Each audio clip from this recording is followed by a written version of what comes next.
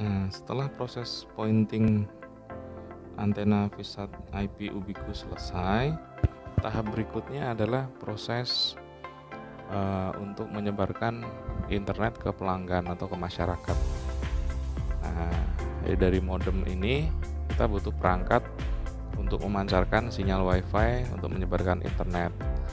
Jadi dari modem Ubiku ini ada satu buah port LAN, kita hubungkan ke kabel LAN RJ45 ke wireless access point atau wireless router.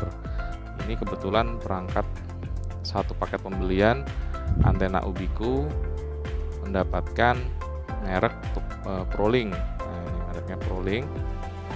Yang perlu diperhatikan di sini kita hubungkan dari modem dengan kabelan ke port 1 Wide Area Network. Nah, jadi di sini ada 1, 2, 3, 4 port untuk LAN atau lokal, dan satu inputan sinyal internet yang mau disebar dimasukkan ke dalam port 1 WAN. Nah, ketika kita sebelum menggunakan perangkat ini harus kita setting terlebih dahulu.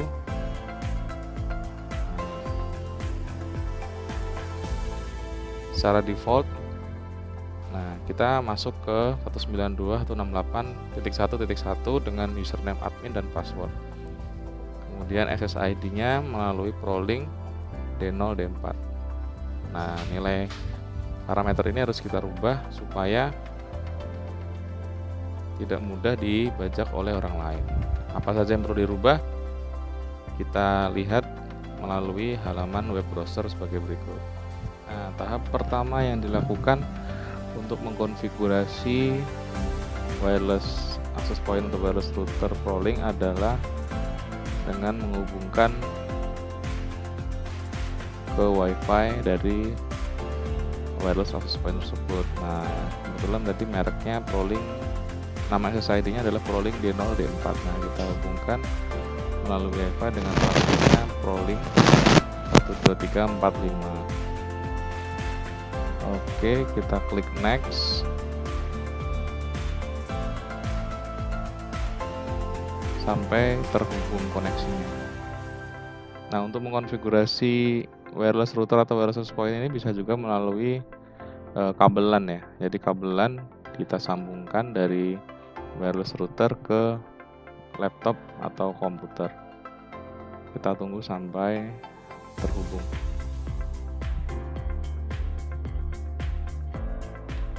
Nah, ini sudah terhubung. Kita ke WiFi router atau WiFi access point melalui komunikasi WiFi. Kemudian kita langsung masuk ke gateway-nya ya, 192.168.1.1. Nah, di sini akan muncul username dan password. Username dan passwordnya ini ada di bagian belakang perangkat ya. Jadi masih default. Username-nya admin, passwordnya password. Nah, secara pabrikan atau secara standar menggunakan sandi tersebut, jadi rawan untuk dibajak orang lain. Makanya kita harus setting di sini supaya aman. Nah, jadi ProLink seri yang paket pembelian dari Ubiku ini kita diberikan wireless dengan merek ProLink dengan seri N300 router. Ini bisa kita setting bahasanya English maupun Chinese. Kemudian perangkat ini bisa difungsikan beberapa jenis ya. Yang pertama access point. Jadi dia hanya memancarkan. Kedua router karena dia akan membantu untuk meroutingkan IP. Kemudian bisa juga sebagai repeater atau pengulang ya, jadi dia menangkap sinyal WiFi dan memperkuat lagi dengan SSID yang berbeda. Ada lagi repeater WISP, klien dan klien WISP. Kita setting defaultnya router aja ya. Kemudian SSID-nya coba kita ganti menjadi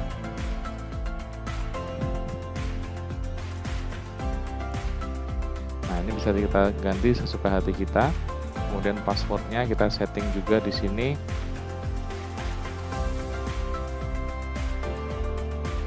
Biasanya dia membutuhkan satu huruf besar dan satu simbol. Nah, ini. Dan kita save and apply. Nah, ini minimal 10 karakter berarti kurangnya 3, 4, 5, 6. Nah, ini. Kemudian kita save, jangan lupa dicatat atau disimpan SSID dan passwordnya, takutnya nanti lupa. Nah, secara otomatis ketika kita mengganti SSID dan password dari ProLink Wireless Access Point, dia membutuhkan waktu untuk restart atau reboot selama beberapa saat. Nanti indikatornya adalah lampu-lampu akan menyala, lampu-lampu indikatornya akan menyala. Kita tunggu beberapa saat. Please do not turn off or reboot device during this time, otherwise your device may be damaged. Nah, ini untuk menghindari kerusakan, jangan dicabut atau di restart paksa. Tunggu beberapa saat.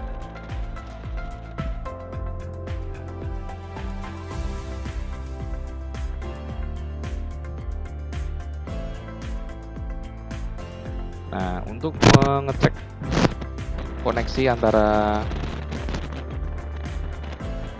laptop kita menuju ke modem atau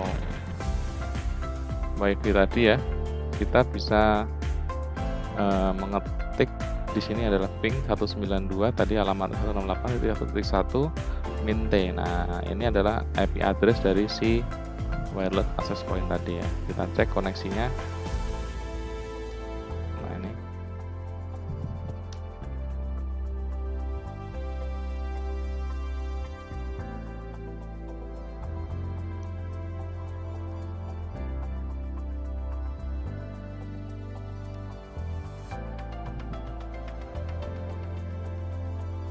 Nah, ini masih request timeout, artinya komunikasi antara laptop dan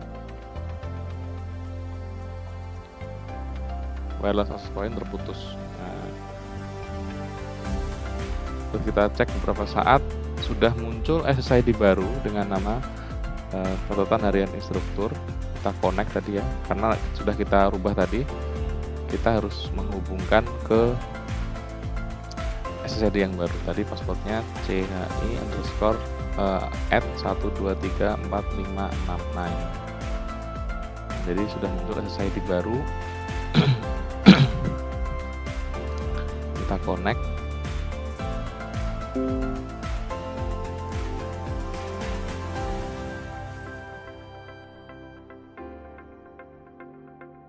Nah, ini sudah terhubung. Coba kita jalankan kembali.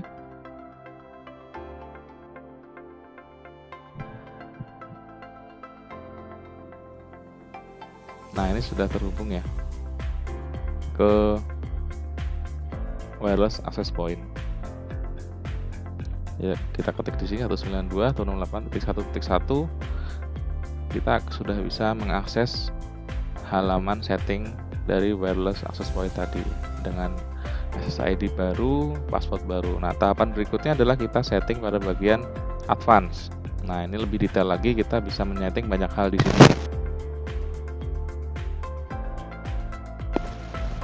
Yang pertama adalah tampilan awalnya.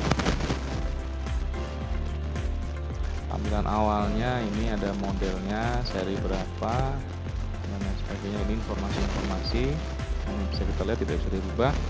Kemudian kita pergi coba cek ke bagian status, kemudian wireless basic setting. Nah, ini bisa kita setting sesuai dengan keinginan kita. Misalkan country regionnya kita ganti Indonesia. Kemudian wireless bandnya bisa juga kita setting, mau menggunakan channel atau kanal yang B, G, N atau B plus G plus N. Nah, kemudian SSID tadi bisa kita setting, terus lebar channelnya bisa kita setting juga. Nah, SSID nya juga bisa kita setting, apakah dia muncul di SSID ketika orang men-scan atau kita disable. Kalau di disable berarti tidak hidden. Kalau kita lihat enable, otomatis SSID kita tidak akan terlihat oleh orang lain. Untuk data rate juga bisa kita setting di sini. Ini adalah kecepatan yang bisa kita setting maksimal berapa. Kemudian kita coba cek yang bagian advanced setting. Ini tidak ada yang perlu dirubah, tapi biasanya yang perlu dicek adalah TX power ya. Nah, ini akan pengaruh ke power yang dipancarkan oleh WiFi kita atau wireless hotspot kita. Ini kita bisa setting 100% atau bahkan kecil 50%. Otomatis kalau kita setting 50%, coverage-nya akan mengecil dan penetrasi untuk menembus tembok sinyal wifi-nya akan lebih kurang kuat. Kemudian kita bisa rubah juga di bagian security setting tadi sudah. Akses kontrol tidak ada yang perlu dirubah di sini. Kemudian WPS setting.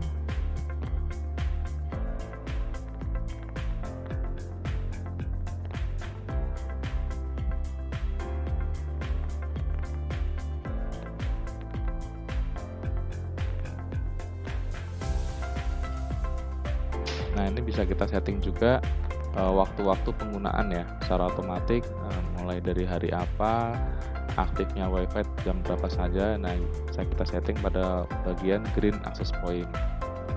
Kemudian kita juga bisa mengecek berapakah klien yang terhubung ke WiFi kita. Caranya adalah dengan masuk ke menu aktif klien. Nah, ini sebagai contoh, handphone akan saya hubungkan ke WiFi catatan harian instruktur ya. Kita akan lihat nanti akan muncul penambahan aktif klien. Si proses connecting coba.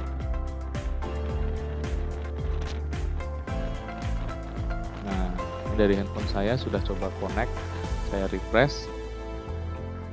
Nah, ini akan muncul pelanggan baru yang terhubung ke WiFi kita. Kalau ini desktop berarti komputer saya.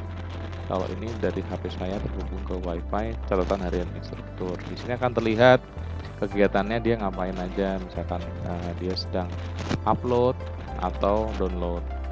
TX to upload dan RX to download. Kemudian berapa kecepatannya. Kemudian kita bisa cek lagi di bagian network, bagian one setting. Nah, ini wide area network. Ini tidak ada yang perlu disetting, dibiarkan secara manual saja, secara default. Kemudian kita cek ke IP versi 6. Ini tidak perlu dirubah.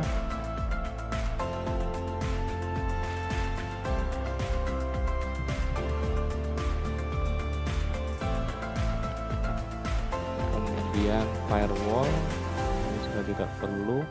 Nah, berikutnya kita coba masuk ke menu QoS setting atau quality of service.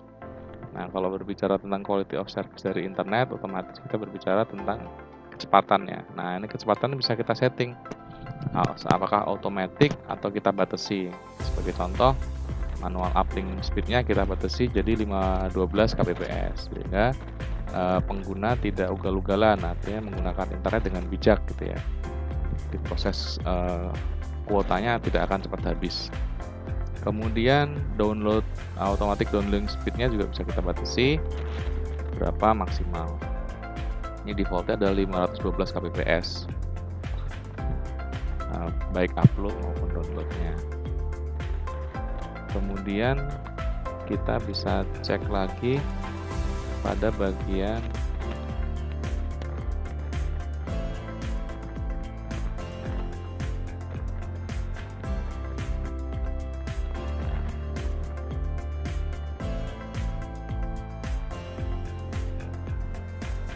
ini untuk administrasi saja. Zona waktu setting ini bisa kita cek, kita ganti sesuai dengan lokasi kita, GMT plus 7 Indonesia, Thailand, Hanoi. Nah,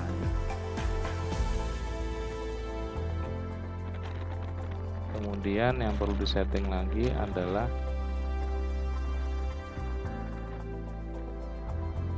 ini untuk membantu kita tadi proses ping ya.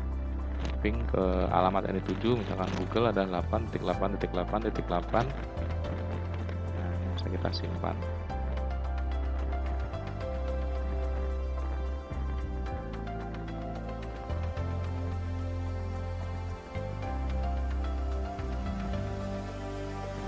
Kemudian pada bagian password, nah, ketika mau mengakses perangkat wireless router atau wireless access point ini, tadi kita diminta untuk masukkan username dan password. Nah, username-nya adalah standar admin. Nah, password-nya yang harus kita rubah. Karena kalau masih pabrikan, semua orang akan tahu bahwa password-nya adalah password. Sehingga harus kita rubah supaya orang lain tidak bisa masuk ke wifi kita dengan seenaknya. Akan kita ganti tadi menjadi CHI @12345. Ini contoh ya, misalkan bisa kita ganti dengan sesuai keinginan kita.